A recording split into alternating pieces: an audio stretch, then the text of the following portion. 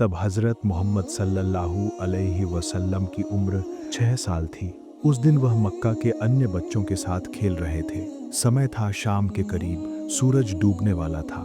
जब शाम ढलने लगी और अंधेरा घिर आया तो धीरे धीरे उन बच्चों के पिता मैदान में आने लगे। कोई अपने बच्चे को हवा में उछालकर प्यार कर रहा था तो कोई उसका हाथ पकड़कर घर की ओर चल रहा था। मासूम नबी और दयालु नबी हज़रत मोहम्मद सल्लल्लाहु अलैहि वसल्लम एक कोने में खड़े होकर अपलक आंखों से वह दृश्य देख रहे थे। उनका छोटा सा सीना एक लगातार दर्द से मोचड़ खा गया। यह दृश्य देखकर उन्होंने खेल रोक दिया और गंभीर अवस्था में धीमे कदमों से घर की ओर चल पड़े। हाय अल्लाह!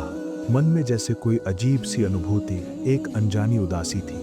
उनकी नन्ही परछाई भी लंबी होकर रास्ते की धूल में जैसे मिलती जा रही थी। घर लौटने पर उन्होंने देखा कि उनकी ममतामयी माँ हज़रत अमीना कमरे के एक कोने में बैठी हैं। एक मिट्टी के दीपक की रोशनी में उनका चेहरा भी उदासी से भरा दिख रहा था। मासूम नबी हज़रत मोहम्मद सल्लल्लाहु अलैहि वसल्लम ने अपनी माँ की गोद में सिर रख दिया। कुछ देर तक दोनों खामोशी में डूबे गहरे विषाद में रहे। काफ़ी देर बाद आखिरकार छोटे नबी हज़रत मोहम्मद सल्लल्लाहु अलैहि वसल्लम ने खामोशी तोड़ी और अपनी माँ से कहा, अम्मा जान, आज खेल के बाद सबके अब्बा आए थे। एक के अब्बा ने तो उसे गोद में उठा लिया, दूसरे के अब्बा उसके लिए खजूर लाए थे और बड़े प्यार से खिलाए। खेल खत्म होने पर सब अपने अपने अब्बा के साथ खुशी खुशी घर लौट गए। अम्मा जान, मेरे अब्बा कहाँ हैं? वह कभी मुझे लेने क्यों नहीं आते? हाय अल्लाह! हमारे प्यारे छोटे नबी हज़रत मोहम्मद सल्लल्लाहु अलैहि वसल्लम ने कितनी आरजू और विनम्रता के साथ दिल में यह तकलीफ भरकर ये बातें अपनी माँ से कही थी। छोटे नबी की बात सुनकर हज़रत अमीना का दिल भी दर्द से कांप उठा।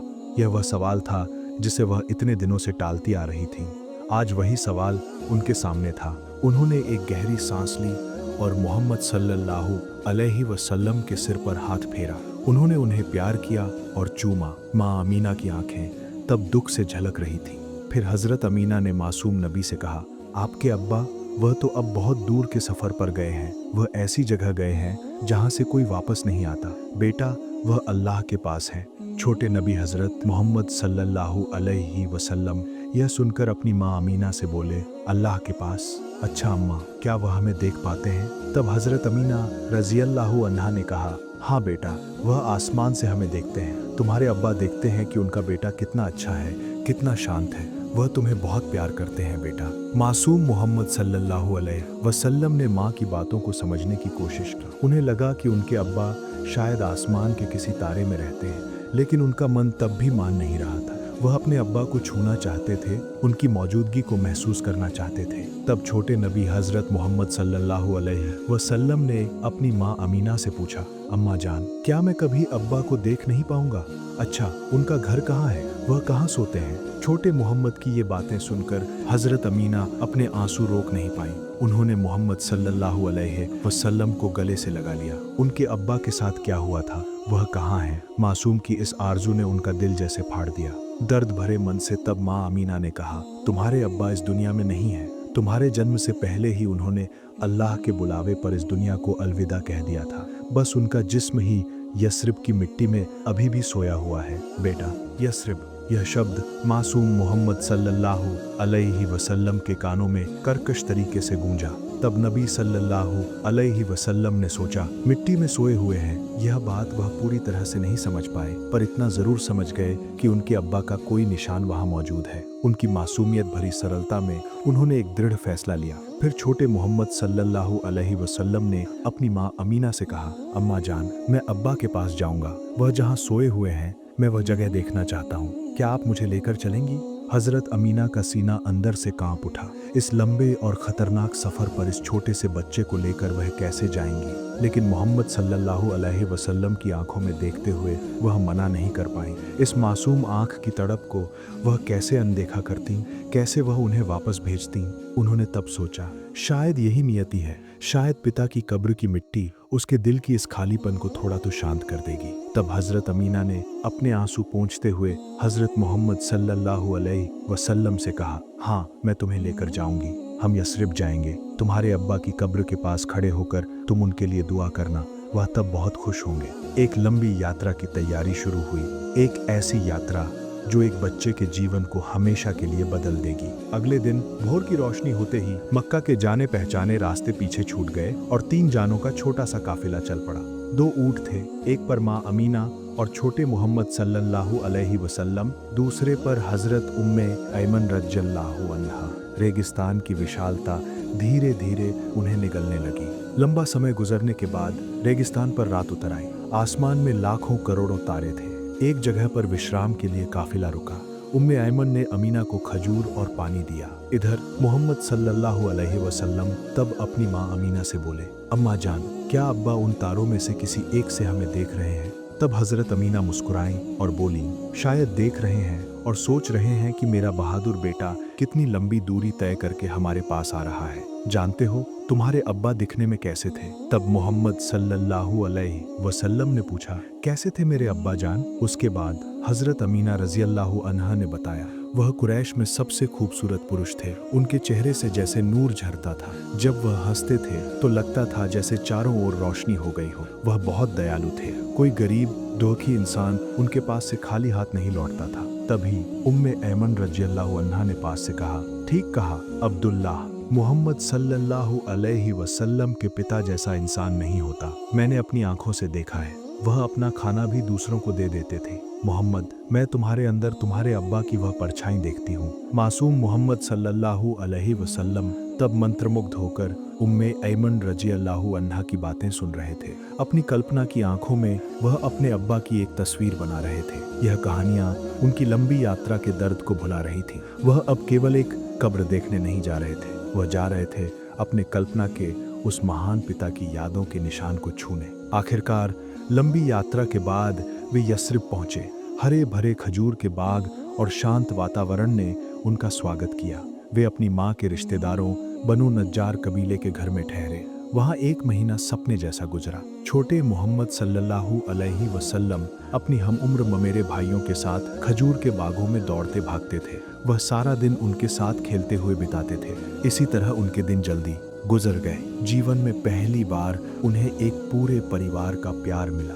एक सुबह अमीना ने अपने छोटे मोहम्मद सल्लल्लाहु अलैहि वसल्लम का हाथ पकड़ा और कहा, मोहम्मद, आज तैयार हो जाओ, आज हम तुम्हारे अब्बा के पास जाएंगे। छोटे मोहम्मद सल्लल्लाहु अलैहि वसल्लम के सीने के अंदर एक अनजानी उत्तेजना से थरथरी मच गई। उसके बाद वे चलते चलते दार अल नाबिगा नाम की एक जगह पहुंचे। वहां कुछ कब्रों के बीच एक साधारण मिट्टी के टीले के सामने हजरत अमीना रज़ियल्लाहु अन्हा रुक गईं। उनका गला आंसुओं से भर गया था। हजरत अमीना ने रोते हुए कांपती आवाज में कहा, ए मोहम्मद, यहीं सोए हुए हैं तुम्हारे अब्बा। छोटे मोहम्मद सल्लल्लाहु अलैहि वसल्लम हैरान रह गए। यही वह जगह है, इसी मिट्टी के नीचे मेरे अब्बा हैं। वह कब्र की ओर 1 कदम 2 कदम आगे बढ़े, फिर मिट्टी पर बैठ गए। अपने छोटे हाथों से उन्होंने कब्र की मिट्टी को छुआ। जन्म के बाद ये पहली बार था जब उन्होंने अपने अब्बा को स्पर्श किया। हालांकि वह स्पर्श ठंडी मिट्टी के माध्यम से था। उनके अंदर का सारा दर्द, सारा गिला जैसे टूटते हुए बांध की बाढ़ की तरह बाहर निकल आया। वह फूट फूट कर रोने लगे। छोटे मोहम्मद सल्लल्लाहु अलैहि वसल्लम रोते रोते तब अपने अब्बा से बोले, अब्बा, मैं आया हूँ, आपका मोहम्मद आया है। आप क्यों नहीं बोलते? बस एक बार मुझसे बात कीजिए। उनके रोना से आसमान और हवा भारी हो गई थी। माँ अमीना और उम्मे ऐमन उन्हें गले लगाकर रोने लगी। उस दिन का वह दृश्य महाकाल का एक अनोखा अध्याय था। एक बेटे ने अपने न देखे हुए पिता को एक खामोश मिट्टी के टीले में पा लिया था। अब्बा से मुलाकात के बाद यस्रिब से लौटने का समय हो गया था। छोटे मोहम्मद सल्लल्लाहु अलैहि वसल्लम पहले से काफी शांत थे, पर उनकी आंखों में एक गहरी उदासी थी। उन्हें लग रहा था कि वह अपने अब्बा का एक हिस्सा यस्रिब में ही छोड़ रहे हैं। उनका काफिला फिर से रेगिस्तान में चलने लगा।